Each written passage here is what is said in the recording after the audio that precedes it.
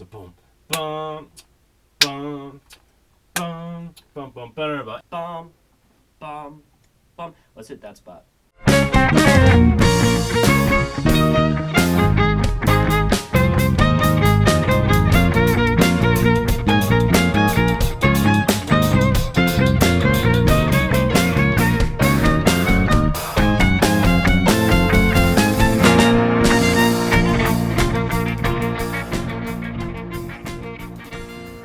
All right, let's start this. We're just doing it. Jumping right in. Okay. We're working out the kinks because this is episode 1 of Asheville Notes, the reformat of Asheville 8 note, Asheville 8 parentheses PM.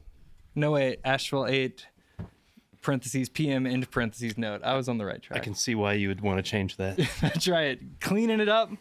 Asheville Notes. I'm Sam Irvin, the host, and the format of the show is that I'm going to produce a single for various bands. The first band up, My Magnificent Nemesis, a mouthful. Well said. Don't change that name. We've got representatives from the band. You guys aren't the whole band. James, Kylen, and Charles, aka Chuck Lichtenburger. Behind the camera over here, we have Grayson, assistant engineer. Getting thumbs up from behind the camera. That's good. I would love to ask you guys the reporter's questions about your band. Okay. So first of all, what is My Magnificent Nemesis? And we are like a prog rock with a lot of classical and jazz overtones. Dense music. Dense. A lot of notes. Yeah, this is pretty. Yeah, we're trying to make it as friendly as possible. I think there's some catchy popness to it. That's definitely true. I actually saw that came through a lot for me with your direction today, where you're really emphasizing these grooves that are happening throughout the song, where I think at first blush, the song can be a little like brutalizing in general, prog rock, I think. But emphasizing those grooves, there were some funk elements and some pop elements that came through too. I like imagining songs, like really dense songs, whittled down to like somebody strumming an acoustic guitar. You know, I like odd time signatures, you know, and all that stuff, but I want it to have groove and have purpose beyond just being obtuse, you know. I don't like it. I like angular, but you know, friendly angular. Yeah, you know, so just like I like it being funky and like head bobbing, even if it sounds at first blush scary or like intimidating, or well, there's a lot going on, or maybe the tones are harsh. I don't know. Yeah. Yeah. The audience has heard your music already. They will have heard at least a snippet of the song. You are the composer. Is that correct? Yes, sir. James? Yes. It's hard to tell who I'm looking at, I guess. Oh. I wasn't at... I'll do this. Okay, yeah, for this segment, if you don't mind. So we're moving on from what to how. Oh, yeah. Okay. How do you compose the music? Did you mention MuseScore? Are you using notation software like that? This one I did not. I mean, I eventually had to write it out for everybody. It was the easiest way. But this one is kind of interesting. I actually did this during the pandemic. I just sat with a piece of paper and a pencil, and I just kind of closed my eyes, and I thought of a melodic rhythm, and I just wrote out, not on staff paper, but just lined, you know, regular, just like, you know, notebook paper, and just like quarter notes and dotted half notes, and you know, it's just like, I was like, well, okay, so bum ba ba ba ba ba ba, okay, wrote that out. And whenever I write that out, I'll do a rough, like, it goes up and then it comes down. And so the notes, I have these papers that are like 3 pages for this song, where it's just kind of notes and just scribbled measures and whatever. And so the whole thing Nice. If you're comfortable, send me those and we can have them. Oh, yeah. That's a good cool. idea. And you'll see I have, you know, like little kid handwriting, and I plugged each of those notes in, just picked a note for them. I've done actually a lot of songs this way, just on a piano, just pick out the notes. And so the entire thing was just monophonic, just no chords or anything.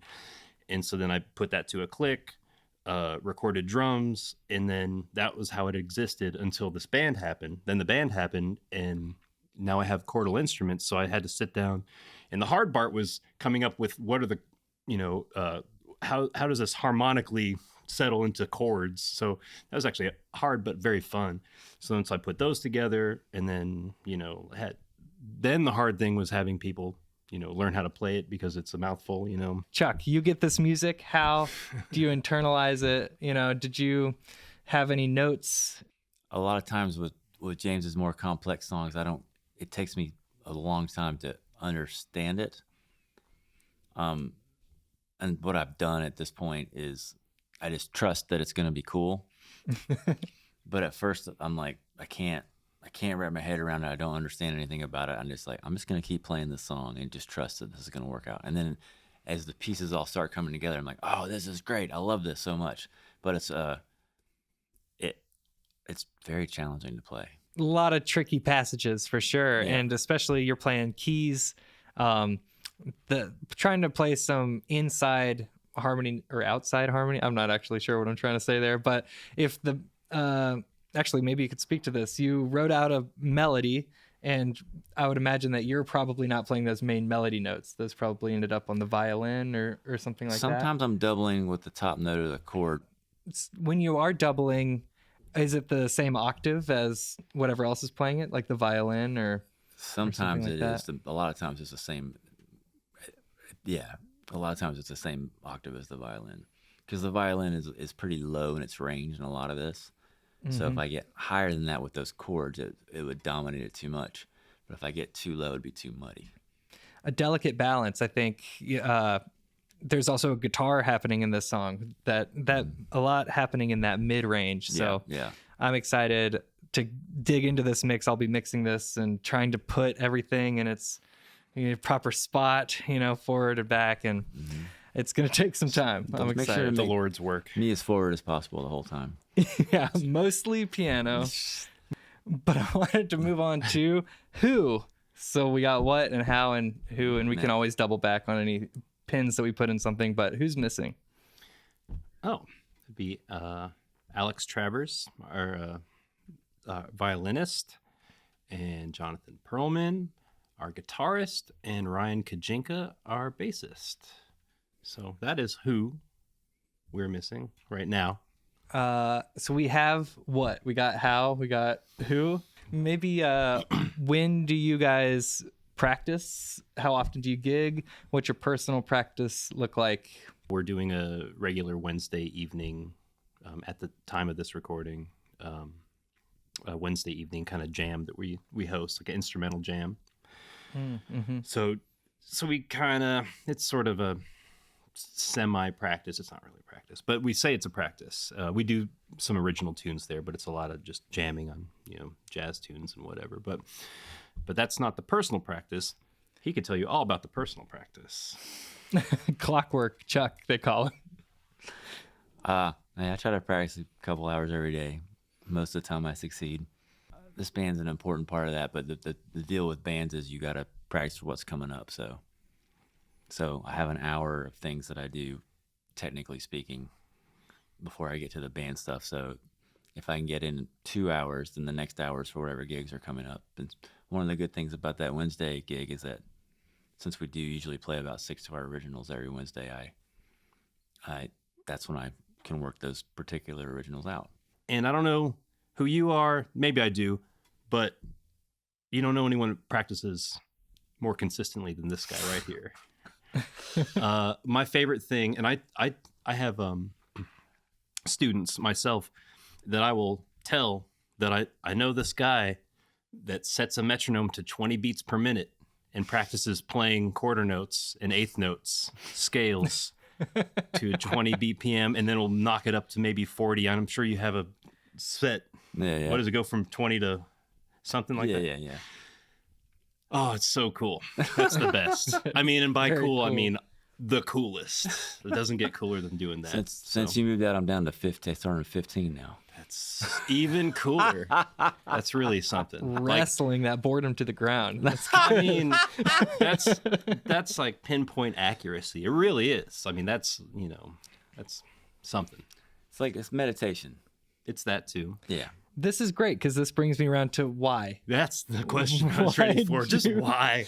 Why do this? Why? I struggle with that sometimes. I had a little bit of a dip, you know. I think you guys know I released an album this year, and that was a pretty huge feat for me, just personally with my, you know, relatively speaking. I was stoked to get it out. And the idea of putting that much work into another project, it's like, is a little, I'm having to recalibrate. I'm having to like really rethink why I do this, you know, why practice, you know. It's and there are those second order reasons of like, oh, it counts as meditation, or you know, there's a communal aspect. Here we are, we're bonding, we're connecting, but yeah, the day-to-day wrestling with that boredom for a higher purpose, doing the work. Yeah, can you guys speak to that a little bit? Inspire me. I can go first. So there are things that there's certain styles of music to me that are a little tedious to practice, but there's other material that just happens the way it's worked out, is all the parts are so they feel like their own little world, and in there it doesn't, like, I could sit down and practice this song, my part on this song, like 30 minutes every day. If I had the time, I would do that, because the world and the my little piano world in this song is interesting enough that I could do it without anybody else. It's like, oh yeah, this is fun, because it hits enough of my sensors. I'm sure as you go along, you have to keep that balance up of practicing stuff that's, you know, hitting the ticker right, stimulating yourself. Yeah. It is a fun, interesting sort of way to spend your time in your life. Yeah, for sure. And I'm trying to limit the number of bands that I say yes to, because eventually, you know, I want to just learn some jazz just for the heck of it, or learn some classical just for the heck of it. You know, that'd be fun. Like, Yeah. oh, here's this Chopin piece. Let me play this. But, you know, you also want to be able to get on stage and be at your best, or come in here and be at your best. So that's a motivation as well for practicing. Mm-hmm. Your ego. Yeah. Yeah. And choosing the project, saying no to things, and that can be really difficult. It's so hard because there's so much cool things that you want to do. Mm-hmm. And you're like, why am I saying no? I said, I'm leaving a band right now, and the guy that's taking my place got excited that I was like, oh, okay. And then I got jealous of that guy. Sure. Yeah. What the heck is going right? I was just like, oh man, I wish. And I was like, dude, it doesn't make any sense, but that's just how your brain works. So absolutely. That's really relatable. Yeah. Yeah. Thanks for sharing that. Yeah. I've been there. Yeah. Yeah. How about you? The why of it all? Why? Well, first of all, congratulations on your album. Oh, I know that was a big feat, and it's like that was because I was involved a little bit. You both played on it. Thank you. Yeah. And that was dense, and that obviously was such an undertaking. Like, to do all that yourself, I could see why it would take some recalibration, because going through it's similar. It's not the same by any stretch, but an album that's been in the process of coming out for now like 2 years. I think it's just like arduous journey of just like, and I realized that it takes a village, and like it's cool to outsource things and like have somebody else mix it if you need to, or somebody else do this, or somebody else play a part or whatever. So I know that was a lot, and we could talk for a long time about that, the next step, just like why.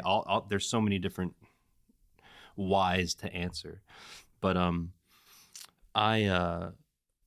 I don't know what else I would do. Like, there's never been anything else. Like, I feel very fortunate that when I wake up every day that I'm not tired of it. I'm not tired of any aspect of it, you know, whether it's somebody asking me to learn something, to play a show, to play a gig, to record something, but more importantly, for me to be interested in creating something, even if it's not even creating something, just sitting down and making a game of sitting at the drums and putting on a metronome or a song and just playing paradiddles for 20 minutes. Just like, how can I make this even weirder, or like just like like just try to just expand, or just it feels like just playing a really fun game that you don't get tired of. It's an addiction to like taking a walk and looking at the mountains or something. It's just it never gets old. So I mean,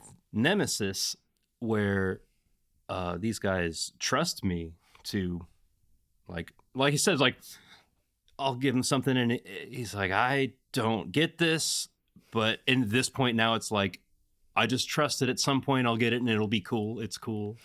And like that, it's like one of the biggest compliments I've ever had. Like it blows me away. So then that's inspirational to, well, I should write more. And this is right now as we're speaking, I think I should, it's still light out. Like I have hours in the day. Like I could go make something else tonight, couldn't I? So that it just seems kind of endless, that energy, and the feeds into itself. So I guess that's the why. Although I was dreading the why question because I thought it was really going to be a real like an existential crisis immediately when you said, "Why do you do this?" I don't know. It comes and goes. I think you're speaking to both of you are speaking to momentum. On a certain level, like you use the word addiction, like you can't stop. Your brain kind of expects this fun.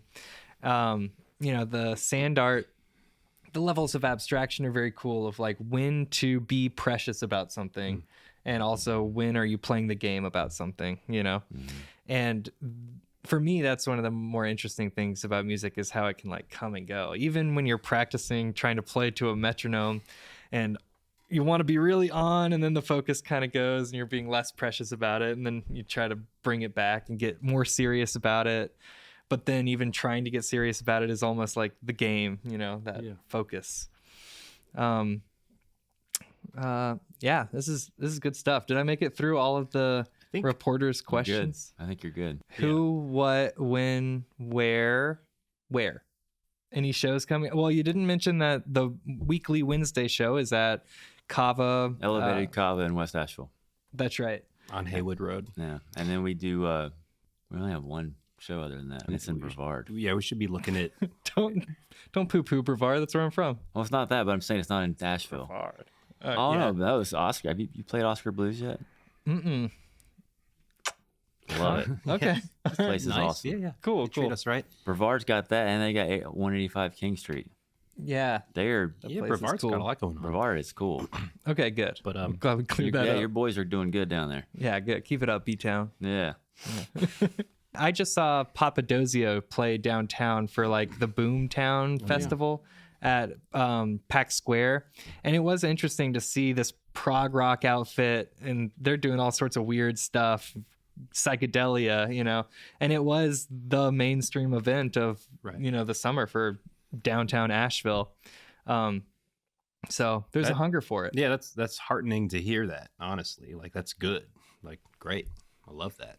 And those are cool dudes. Sweet. Well, while we're shouting stuff out, shouting out people, shouting out events, do you guys have anything that you want to bring up? Or anything else that you want to say while we have a platform? You've got a social media for My Magnificent Nemesis, I'm sure. We're all over the socials. Definitely. There's probably a website involved. We love it so much. We love to get on there and really update it a lot. And that's not true. Yeah. If that's your thing, if you are good at band promotions and whatever, hit us up. We would like to pay you to do this kind of thing because we're all embarrassingly bad at it. But so find us. We'll be around, hopefully. Good luck. All right. And I'm Sam Irvin, and this is Asheville Notes. You can go check out the 100 episodes of Asheville 8 Note, including one with My Magnificent Nemesis, but actually don't, because this is the new show and this is a new start. It was a good show, though. It was a good one. It was a good, yeah. Grayson, give me a thumbs up, or did we miss anything? Thumbs up or thumbs down? Are we done? We're getting a thumbs up, so all right. I think this is great. We're okayed. Thanks, Grayson. Let's call it. Thanks, boys. Thanks, Grayson. Thanks, viewer. Yeah. Bye-bye.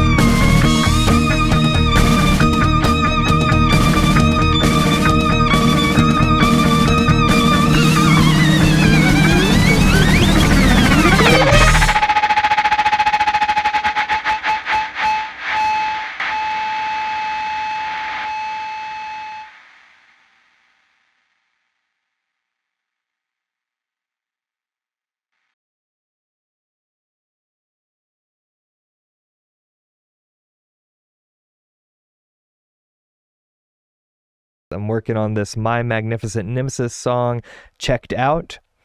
And this is the first edit where I'm in here chopping it up.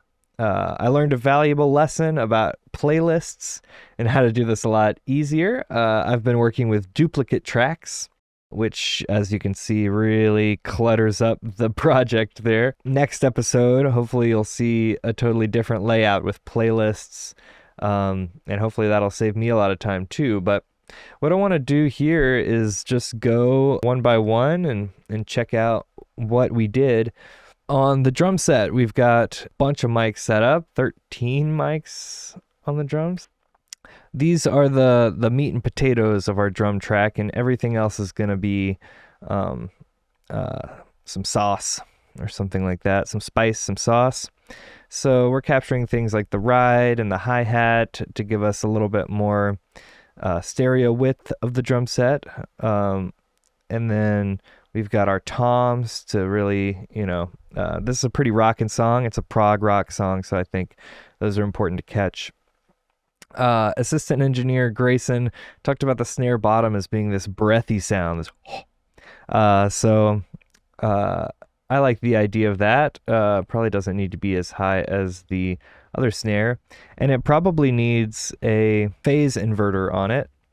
But I've done no mixing, so you can see there is not a lot going on up here in the inserts.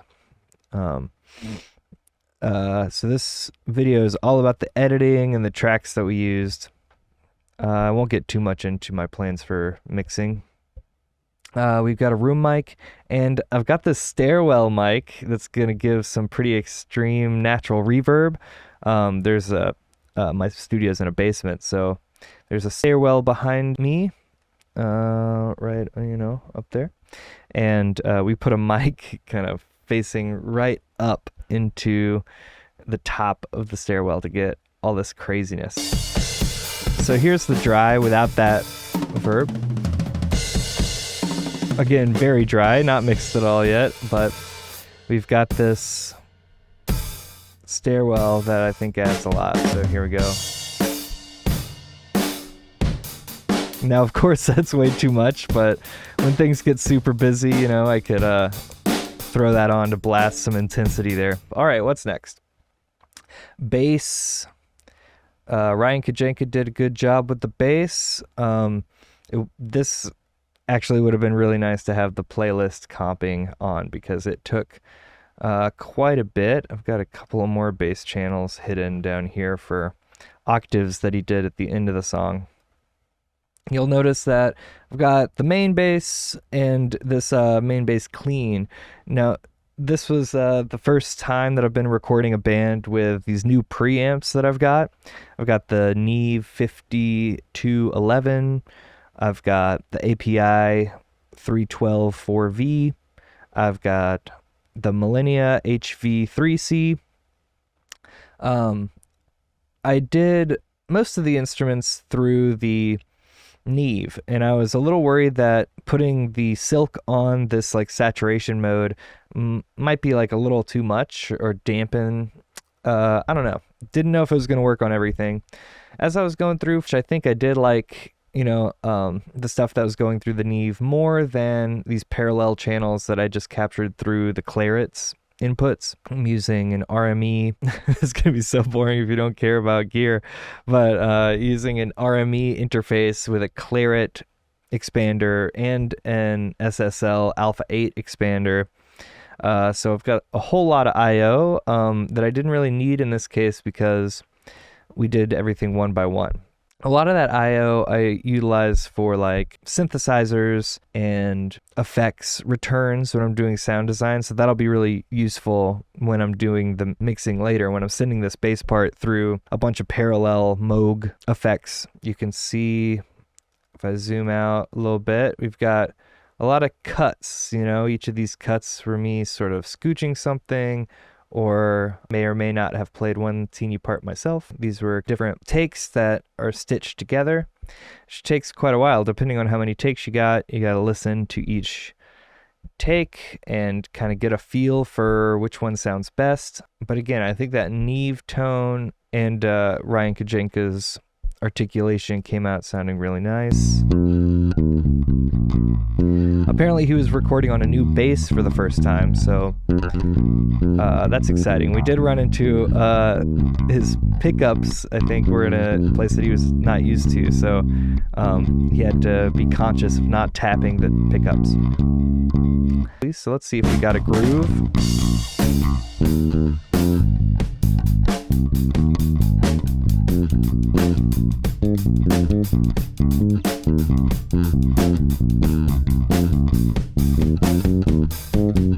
Yeah. So let's add in the keys next.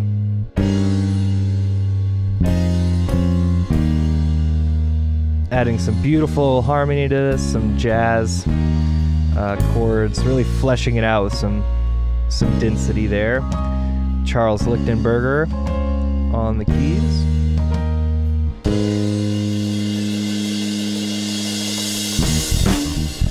So this is actually where that synth solo comes in. Let's hear that again. We've got a big swell there.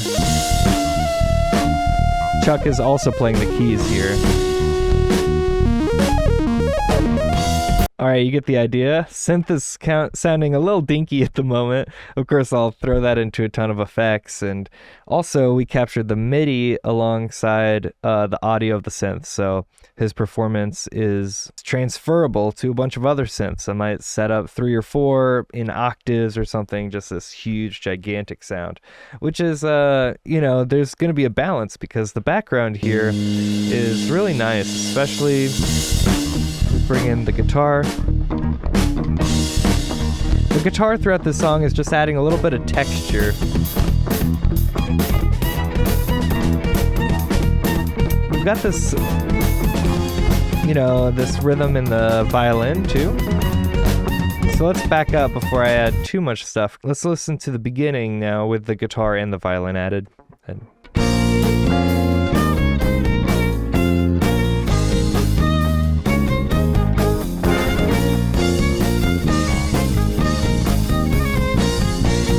On the guitar, we've got his amp coming in through the neve, and then the quote-unquote clean channel is coming in through the API. I'm going to be pretty choosy with these guitar parts, Just add in a little bit of texture. The violin is sounding good, and again, I've done nothing to any of this. Right now, I captured the violin with the Worm Audio Fintone ribbon mic and the Schoeps small condenser mic, and then he had a DI.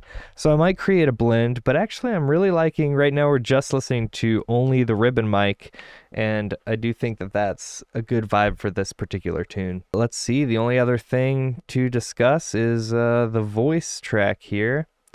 And these guys come in and sing a little later.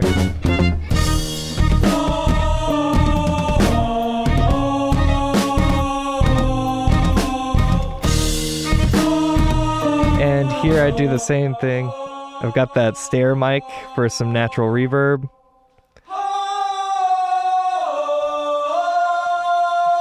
That's pretty good. And then, so it's only 2 mics, and they're singing into the miktek CV4 that I just got. So that adds a little bit of vibe itself. That's the main mic, and just a SM58 on the stairwell reverb magic. That's about it. We haven't listened to the end of the song very much.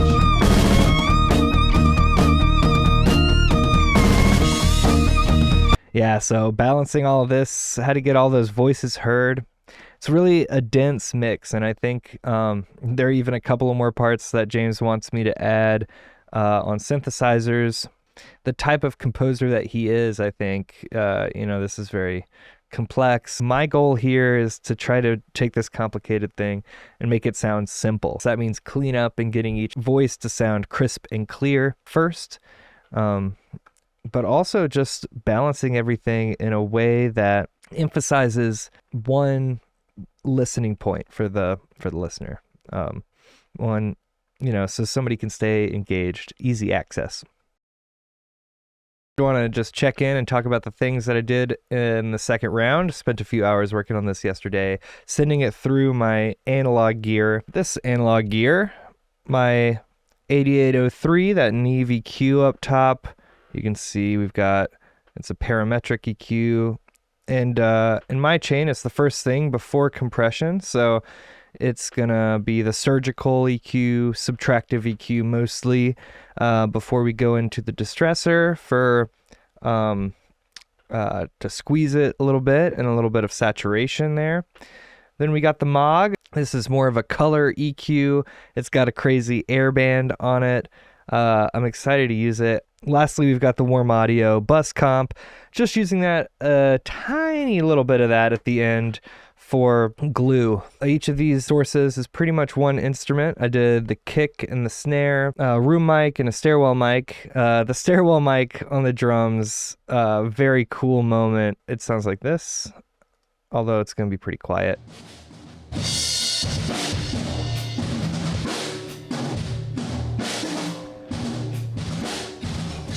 Yeah, so you don't need much when the whole drum set comes in with that. Sounds gigantic.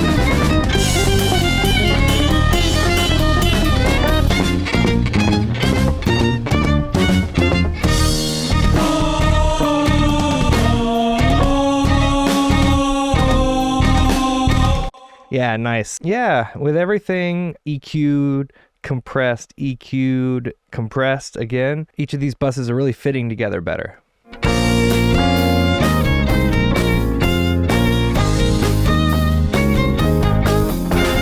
Not everything has been done yet. Nothing has been done to the toms yet, for instance. I really want those to slap me in the face when I hear them. The bass sounds pretty nice and squished, but probably some more limiting and multiband compression on it. Trying to get the bass and the kick to cooperate is a major first step in the mix, right? Let's see if I did that.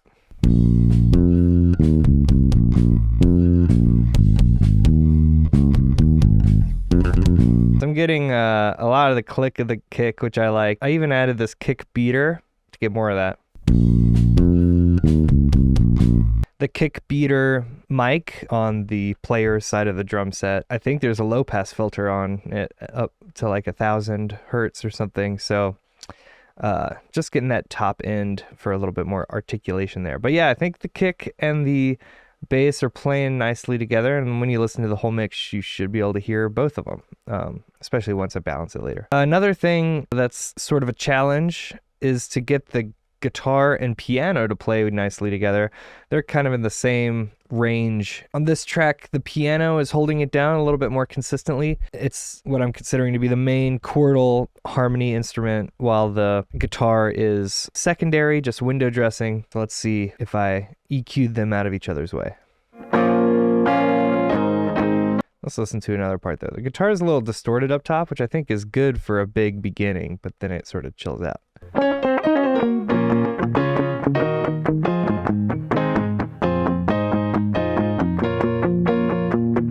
Now that's nice because they're in a different ranges.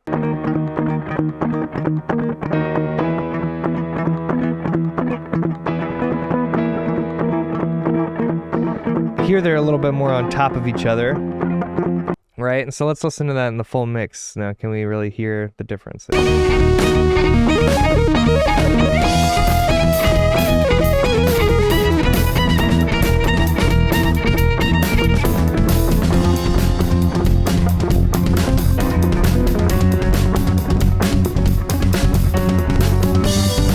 The differing rhythm helps out, you know, good composition there.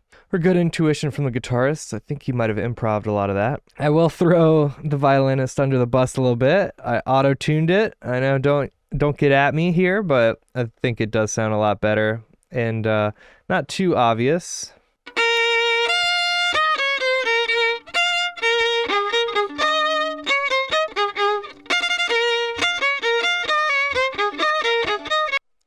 And so now with everything.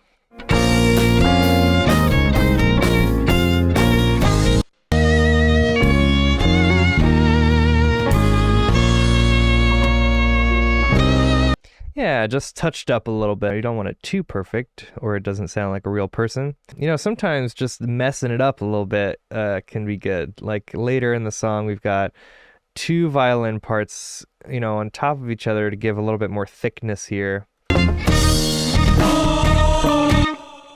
So there's one and both.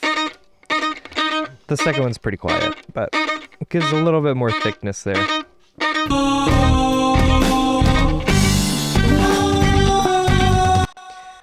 Later, you know, similar thing.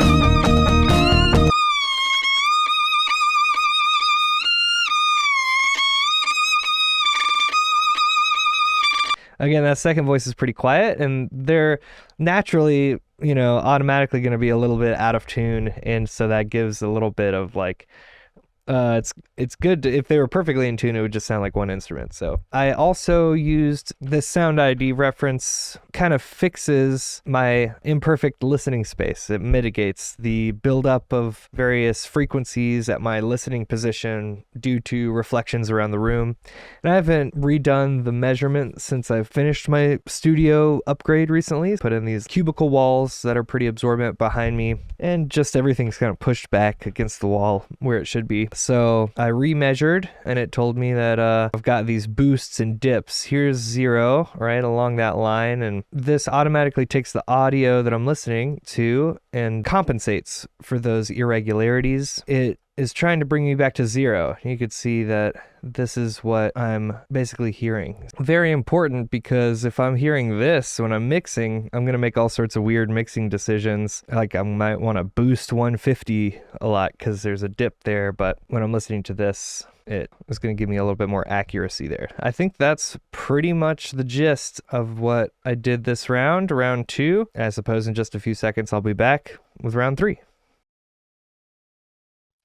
All right, here's the fun one, y'all. I've added effects. I've got some synth parts included in here. Let's go through and see what's been added on this round 3 edit. I've done some more balancing using the SSL UF8 faders here, and we got some effects. So I'm just gonna go down the parts here. First, we've got these drum parts. I added some phaser to the hi-hat.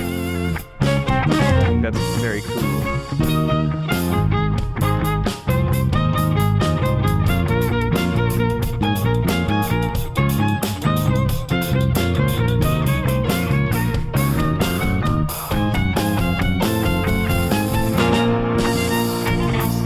So this kind of chugga choo-choo train slowing down kind of thing. I might even want to bring that out a little bit more. We have some room effects here. Put some more phaser on the room mic for the drums.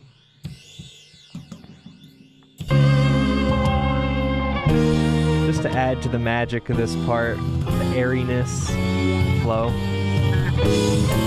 Yeah, didn't want to do too much to the drums. We've got some tom FX here.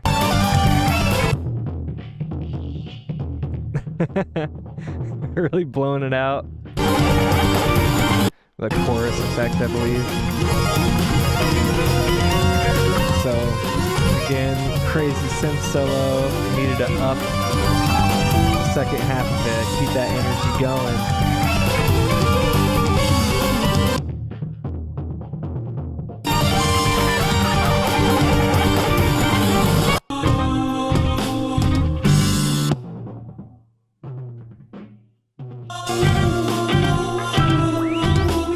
You know, each of this, if everything adds 1%, you know, it all comes together to just make it sound thick, full, lots of shape, right? Lots of activity, dynamics. There's not like any slap bass solo feature or anything like that. So put a low pass on it, use this bass pre, what is that, the B7K micro tubes. I really like that whenever I need some more grit in the bass. There's this part for the breakdown.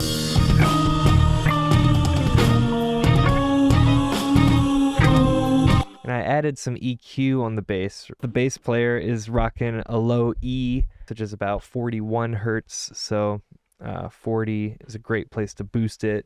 And it's just going to thump out of some subwoofers. So drums and bass, keeping it pretty simple. Then keys was the next thing. Looks like we have some wah keys.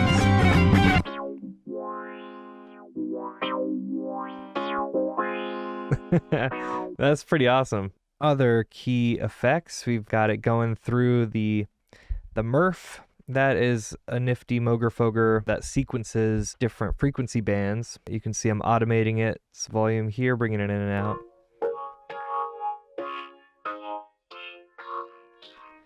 Again, just more curves.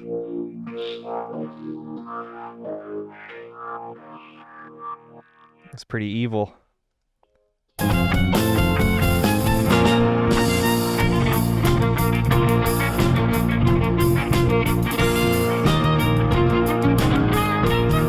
Of course, got some reverb delay on the keys.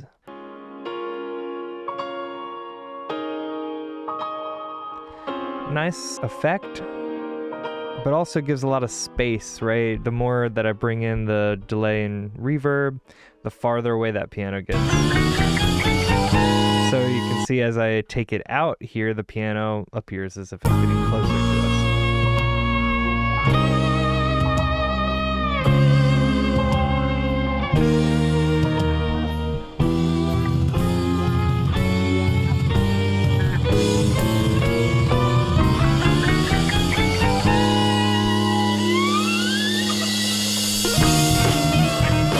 Oh, there's a lot going on, so, you know, don't blame yourself if you can't hear the piano amongst everything else. The guitarist had some saturation stuff, some distortion in his pedal board, but he wasn't giving me heavy effects, so I reamped it. And for each little section, I added whatever effects I felt were beneficial at the time. See here from there, added a little bit more distortion. Each color is another cut, so I really spent some time going through and finding the nice sounds, getting the right filter sweeps throughout this part.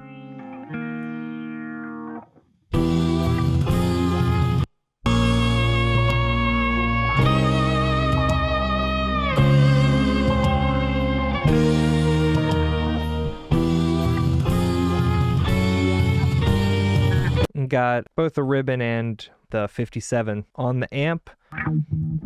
The guitarist had originally recorded DI, so got the tubes of my Fender Twin custom 57, getting that ribbon darkness. Those filter sweeps, you know, that really like kind of open up the sound, I think. When we get to this breakdown, I think that the flange of the guitar is very subtle, but it's really giving that, or something in the back of my throat kind of feeling.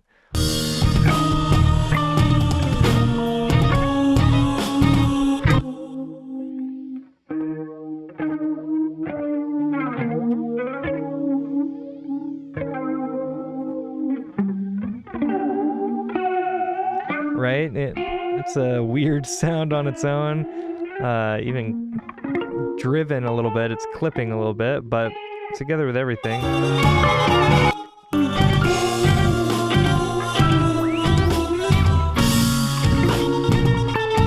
There's some cool gulps in there. Alright, but the main character of this song is the violin. So to process it, I reamped it too in a sense. I sent it through a drive pedal. Split it off so that I had just the drive coming in and the drive and delay. I believe that's the Moogerfooger 104 delay. 'Cause for the violin, it was, you know, even recording it with the ribbon mic. The ribbon mic, of course, rolls off the top end, and so that takes away some of the harshness of the violin. But even just using the ribbon mic, still feeling a little harsh. So I wanted to warm it up a little bit more, hence the drive pedal, hence an analog delay. And then most of the other work had to do with bringing reverb in and out using the Strymon Big Sky MX.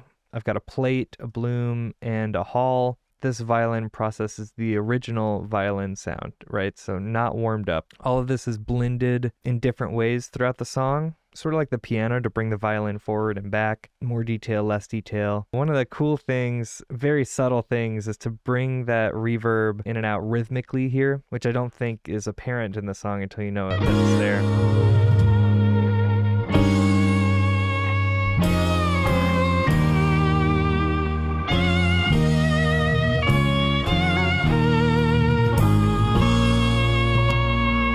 very cool because this is such a delicate moment. It goes on for quite a long period of time. So again, how do we keep that energy up and make the listener feel like something interesting is happening, even though there's this elongated call for attention? So I thought that creating some Swiss cheese here was a good way of doing that.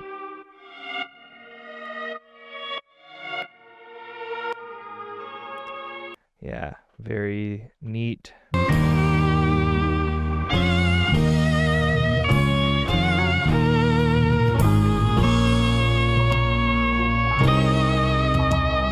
That's probably my proudest thing of this violin part. I really wanted the end to sound like the violin in Neon Genesis Evangelion, if you know that anime. That was back in the 90s, so they used like some early lexicon stuff. I mean, I guess not that early, mid-career lexicon, digital reverb. I don't have any lexicon, but I was trying to match that feel. And so when we get this end part, you know, trying to get like horror show, angel, aliens attacking.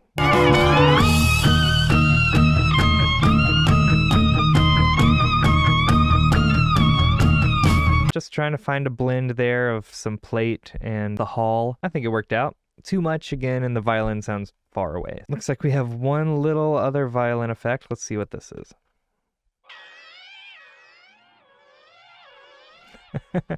Okay, great. Yeah, that was I thought about having a chorus, but it didn't really fit. But while I was experimenting, I got this, so I added it in there.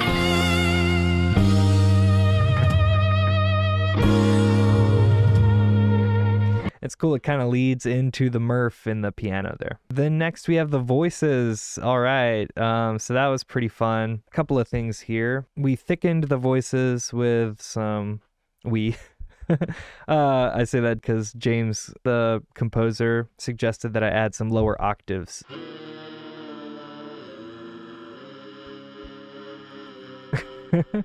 Kind of sounds like Legend of Zelda a little bit, like Ocarina of Time, the Fire Temple maybe. I also added some wiggles in the volume automation so you can hear that kind of jerking motion of the voices. Hopefully not too much.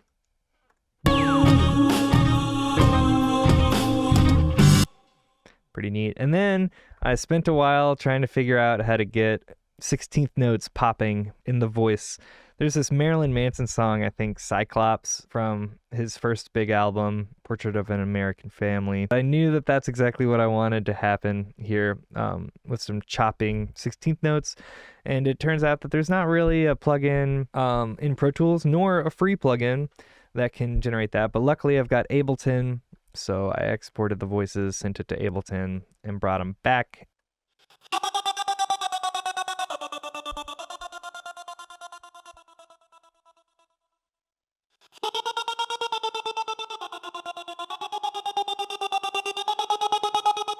So if you put it with the music here, we get this nice crescendo.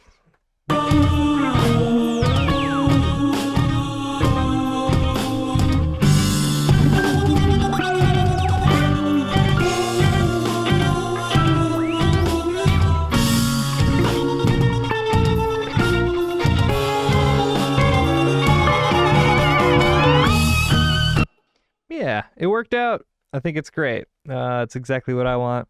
Hopefully it's what they want to. Next, we have some synth stuff. I could talk about the big synth solo here. I just finished that today. First, let's look at these additional synth parts. One synth part pretty much follows the violin part, but it's harmonies throughout the song. And there were a couple of other synth parts that James wanted to put in. At this point, I was getting, I had already done a lot of these effects and put a lot of these parts together, and there's a lot going on. So I used the matriarch, and these parts are kind of subtle.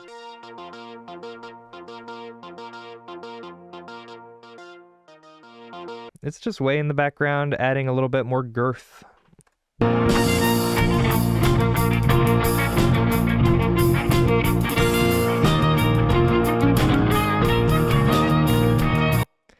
Yeah.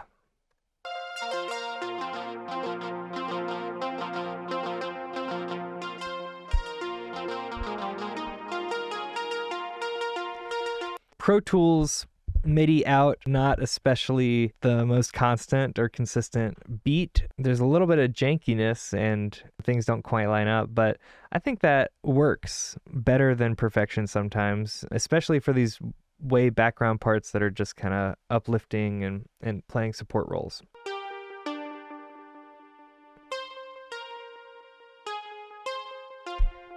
You can hear I've got the delay on there a little bit. And if you listen back,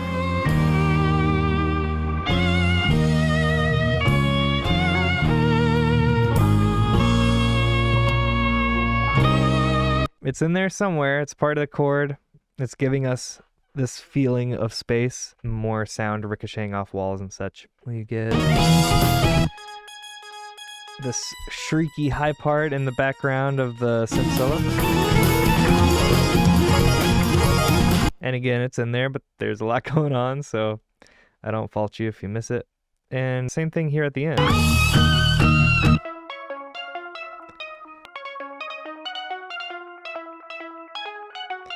Some note misses there, same thing. I think that's okay. I like the imperfection of analog stuff. Does get pretty wild here at the end. These synth parts, I think, cut through in a nice way when everything's going nuts at the end. That part is wild, and it adds to the other wild stuff. It almost adds clarity to it.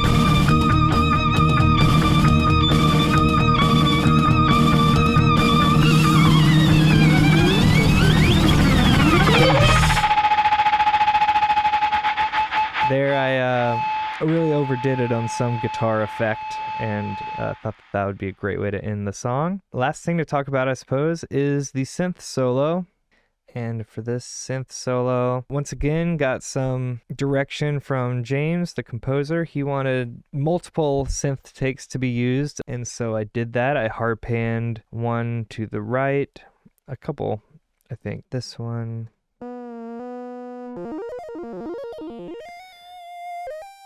Yes, is hard panned to the left. If I'm going to talk about panning, I suppose I should have my headphones on the right way. So, yes, we've got this main synth part.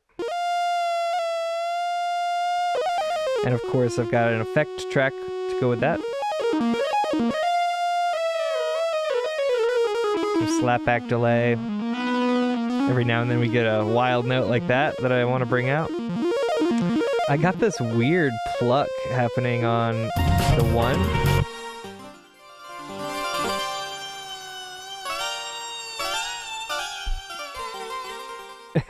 Really, it sounds like a zither or something.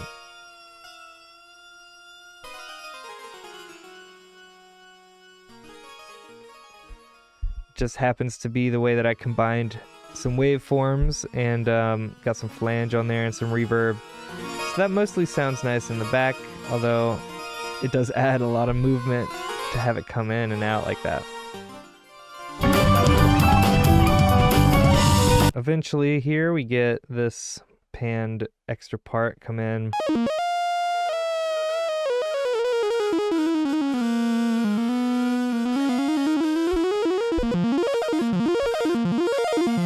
And right there, I guess Chuck had an idea of what he wanted to do, because even this part does that.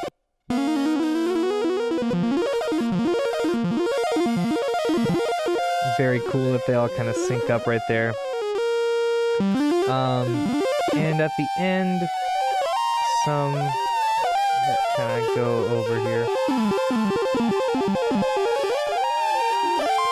Some siren kind of things.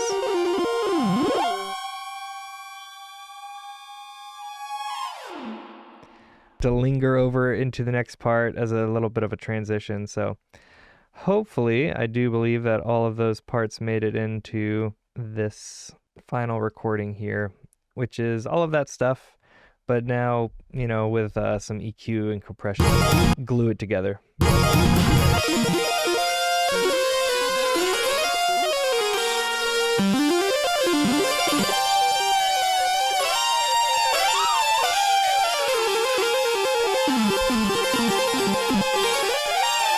So I do think it pops a little bit more. Yeah, I don't want it to totally dominate everything, because without the synths, there's really cool stuff happening.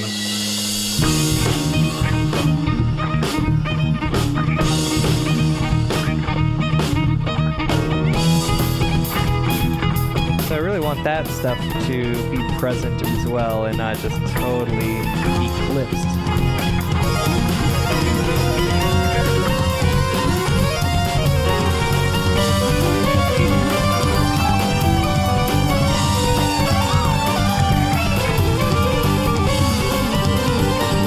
But it is total chaos, for sure. Once again, you know, I've got my light touch on the fader, just accentuate and create more volume discrepancy.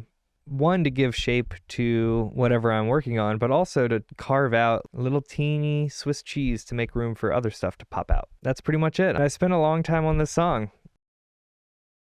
Okay, one little end cap on this mixing demonstration, the master at the end. I've got a few extra minutes to kill here while I transcode this video file for easier multicam editing, mixing that up in Adobe Premiere. It's been a whole ordeal, but by the time you're seeing this, that's already finished. And I'm on to the next thing. Tomorrow, I'm recording the next band, and I've learned a lot to apply to that recording, including transcoding a wildly long iPhone video up front so that it doesn't clog up the works. Anyways, similarly here, there's a certain bandwidth of computer, so I exported the mix, was using up a lot of that bandwidth with various plugins and such like that, to a much simpler file to master it, and really didn't do too much to that file. I put on Soothe, a little change, 20% in the mix, taking the tiniest little edge off before I recorded it, and I used the Maag EQ M4. It's a mastering EQ just to put a little bit of polish on it, along with a little bit of the warm audio bus comp. Here's the original.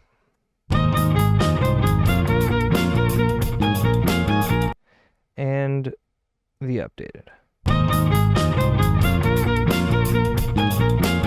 It's very subtle, but a little bit of a glisten, a gleam, sparkle, a little bit more of an edge. I hear it with the synth solo a little bit easier. So here's without the re-recording through the Maag and bus comp.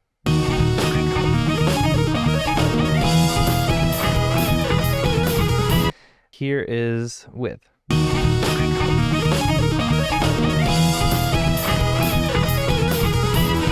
A little bit of bedazzling there. That's synth solo. At this point, it's been a couple of days since I finished the mix and went through this whole process and got the master out to everybody. I would have added a little bit more reverb on that synth solo in retrospect, but it never is going to feel totally finished. We could have years to work on something and still have regrets after you put it out. You got to draw the line somewhere. And I really like this process. Part of the benefit of an analog mastering process is that it's really tough to get back in there into the mix and change another little minute detail. The synth solo is sitting on top. Sounds a little bit more video gamey and less organic than it might have if I had gone that extra inch, and so be it. That's part of the sound of this song now. Also, a limitation of equipment. I am just pining for this Neve master bus processor. That instead of the warm audio bus comp and the EQ-M4, dang, we're going to be well on our way and not have to use the ozone a lot. You can check out this EQ. I already EQ'd it on the EQ-M4, so barely wanted to do much else to it inside the box digitally. And while I was EQing, I'm listening through this Sound ID reference, which I probably showed you in an earlier video. Yeah, a little bit of multi-band compression and really minimized these sort of auxiliary modules here. The dynamic EQ taming harshness. The stereo width imager broadens it. The MBP, I would do that in analog, but here we're getting multi-band action for it, keeping the bass centered. That's important. Maximizer here, you know, I only pumped it up to 6. I wanted more of a modern sound for this prog rock band. I like it. There's plenty of looseness in here, some acoustic instruments and some analog effects and stuff. So tightening it up at the end, I think, is good contrast, at least intuitively for me. Not a whole lot of gain, although listening to this next to some reference tracks, it does come across pretty loud. I'm happy about that. The loudness wars are over. Just put something out, and if your listener is enjoying it, then they'll turn the volume up. Yeah, but if you're seeing anything weird with that, let me know in the comments. With ozone applied, we get a much stronger final sound here.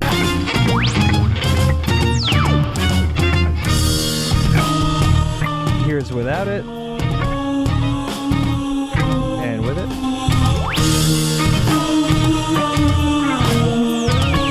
Without it. Yes, the volume difference does make it tricky, but to hear, but it's not just volume.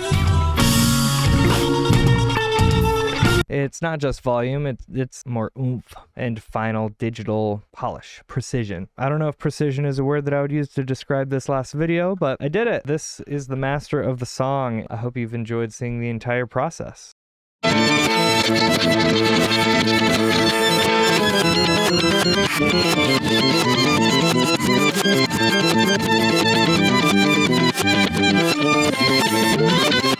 All right, dude, we're on camera now, so don't say anything embarrassing.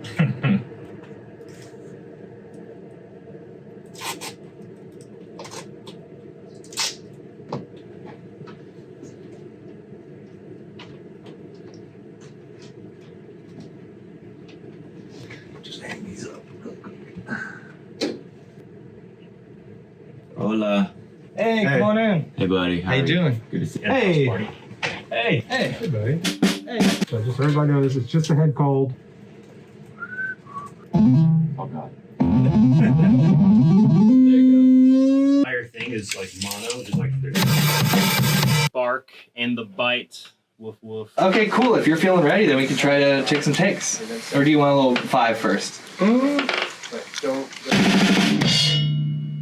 Well, that was pretty fantastic. Oh, thanks. Hey, James, play that floor tom. Oh, you do have. Is that intentional? No. That's the right note. Okay. Yeah, it's literally the same note. To B flat. You know, synchronicity. Yeah, right? You doing all right? Yeah, I'm doing good. Happy Sunday. Happy Sunday. Happy Sunday, yo. Happy Sunday. Happy Sunday. It's so goddamn early. 11:30. No, I've Yeah. been on the wrong end of the schedule lately. Like this past week was like Sunday's going to be a problem, and then yesterday I woke up and made myself go to basketball bright and early, and then was so tired last night that I was actually in bed at 11, which is like never ever happens. So today I woke up at like 7:40. Like, am I okay to actually get up right now? Is this dangerous? I took a jog last week. I'm still feeling it. You took a jog last week? Yeah. Longest 10 minutes of my month. Good for you. Jogging's tough. You got to do it with a ball. Give you something to focus on, so you're not focusing on how boring it is jogging. I know, it was so boring. You gotta do. You gotta make it have a game. I know. Are you ready? Are you Yeah. ready? You getting all this? You getting this convo?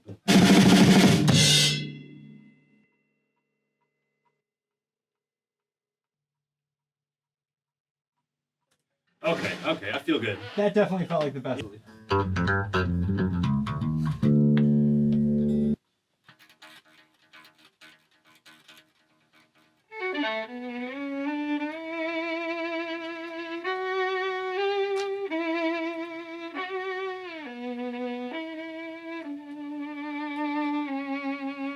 Oh, Sam, Yes. as soon as we're done, go straight back to the beginning. We'll do take 2 right away.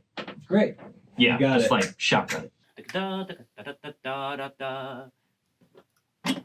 Yeah, put the pressure on, dude.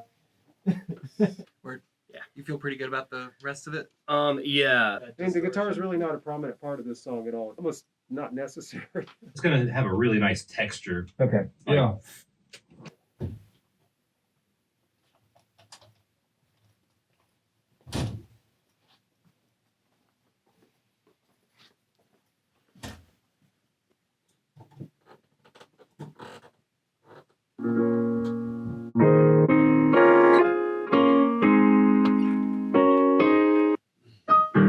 Let's do it, baby.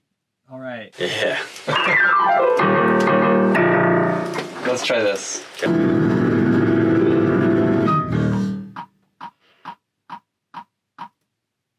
Bang. All right, here we go.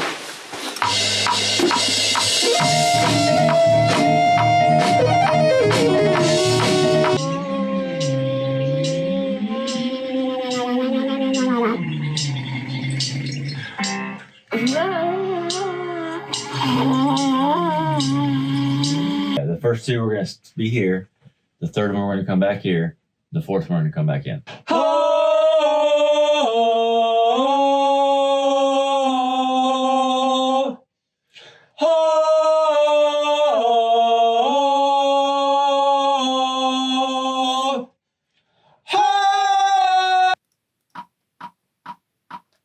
We want the click track going through our whole interview, right? Well, how else is everybody supposed to talk on rhythm? Right. And we're talking in 5/4, correct? Yes. That's important. Isn't that Shakespearean? Check. Iambic pentameter. Check. Right. Yeah. That's in 5, right? Or 10. Except when an important line comes. Something wicked this way comes is not iambic pentameter.